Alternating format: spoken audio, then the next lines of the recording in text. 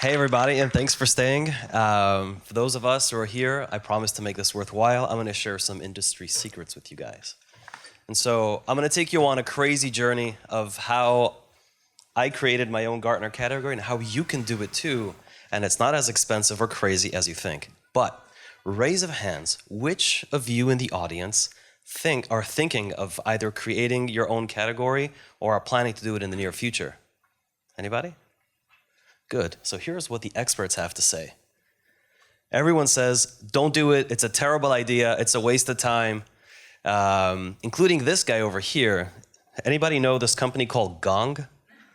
This guy, Udi Ledergor, says, don't build a category. I'm going to get into a case study of how he built a category, and I'll show you how you don't have to.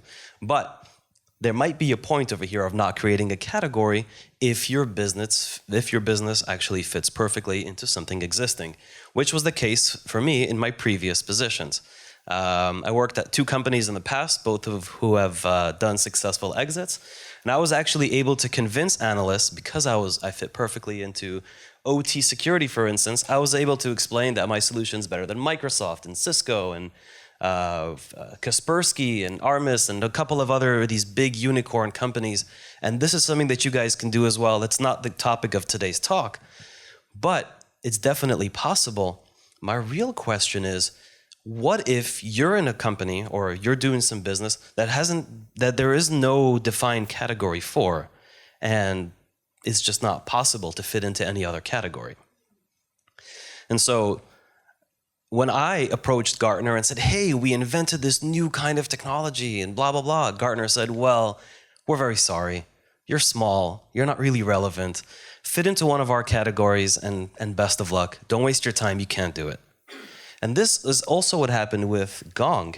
I remember Udi about 4 years ago told me that he was trying to create this category, and Gartner basically told him the same thing.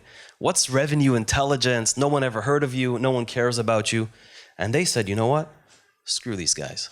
Let's do something different. They raised, I think, $500 or something million. They started sponsoring all these big events, these mega events, and they got all the platinum sponsorships.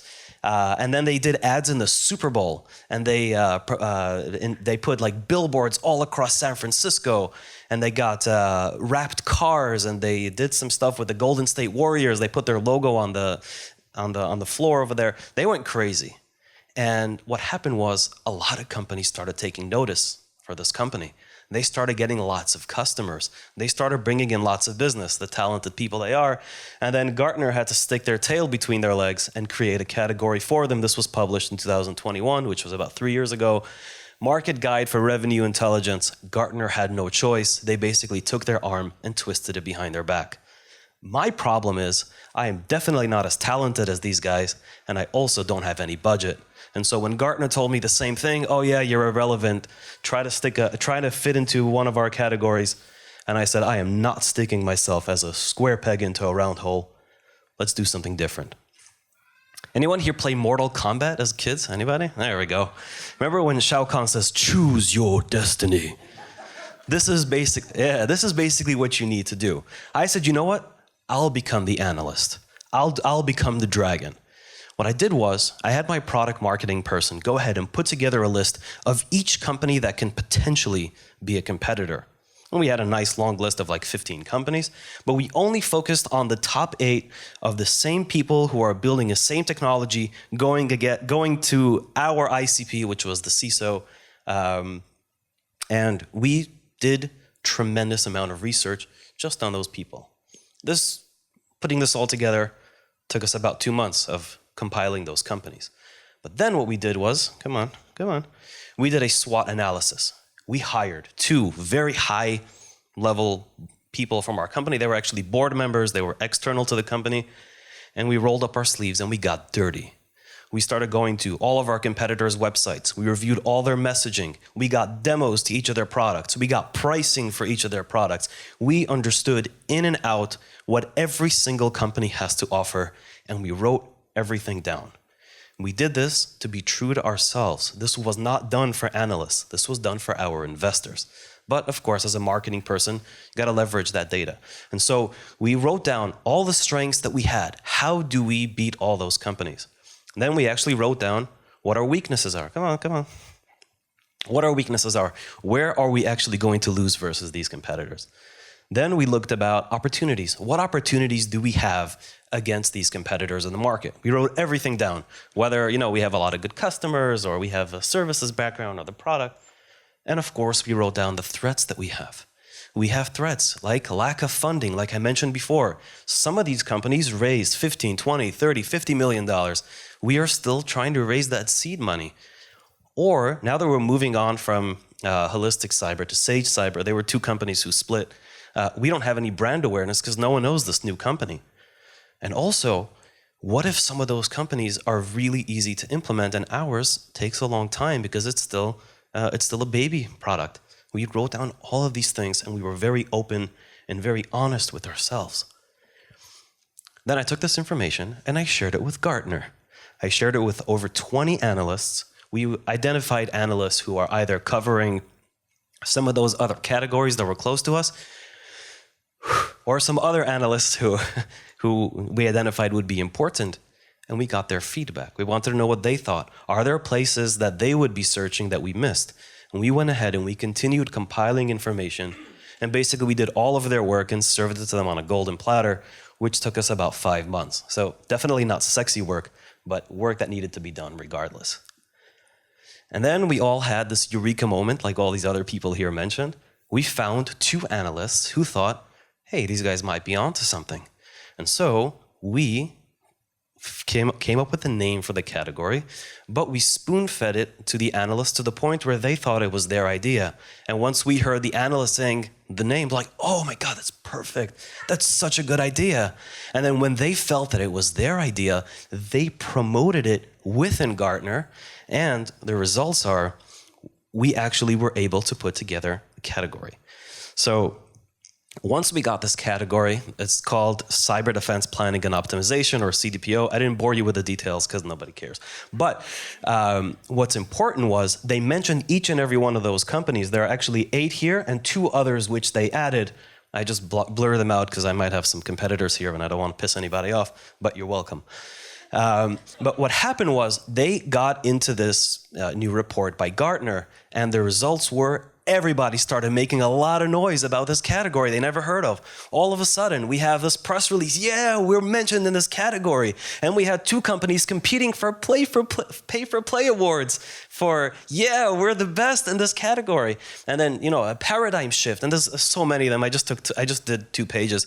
But everyone's writing blog posts about it and trying to boost their SEO and writing press releases. And everyone's making all this noise. And this is absolutely amazing. And I'll tell you why. First, I want to tell you the results.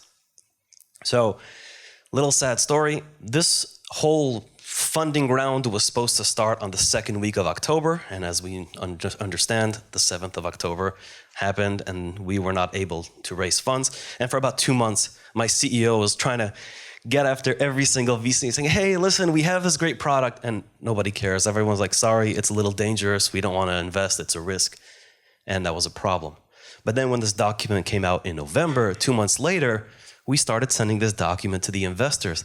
And we told them, guys, it's a bigger risk not to invest now because we just have this perfect category which was created and we're the market leaders. Why don't you go ahead and invest? And so the point was, not only were they chasing after my CEO, we actually raised more money than we needed and delayed our A round, which again, I'm kind of pissed off about it because I want more money to invest. But they were able to raise the money that they needed and, of course, to launch the business. Now, a crazy story that happened was I took the screenshot that I showed in the previous slide and I put it in our sales deck. And we met with a very, very large company who we were trying to pitch to. They own a bunch of companies as well. And after they, really enjoyed the sales pitch and they saw this affirmation from Gartner, they said, oh, we're not just going to buy, we'll take 30. We're like, what? It's like, yeah, we want one for us and one for all of our portfolio companies. So that was really, really cool. The last metric here, between you and me, it's not really such an impressive number because we're dealing with such small jumps. So even a small jump from like 20 to like 100 is like a very big number. But when we looked at all the different players in the market, we're the fastest growing. So yeah, something for that.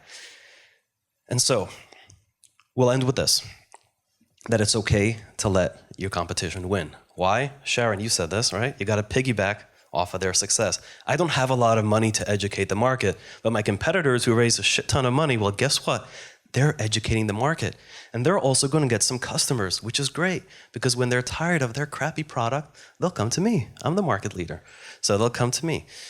In addition, you need to continue feeding the beast, continue explaining to these analysts, whether it's Gartner or anybody else, why your company is doing all those innovative things. And you got to maintain that thought leadership. So even though you're on top, it's okay to let those competitors win, because if you're there by yourself, it's pretty lonely on top of the mountain. And if people are able to win together, the whole category gets customers and case studies and people talk about it, and you know that your product is the best in the market, that's when you can be a true thought leader. Any questions?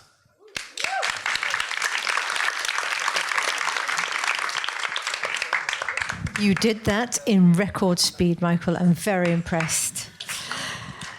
One question. Anybody question? Yes, at the back. So the question is if we built SEO in advance. The answer is yes. We are doing a lot of projects with SEO. We are continuing to do it.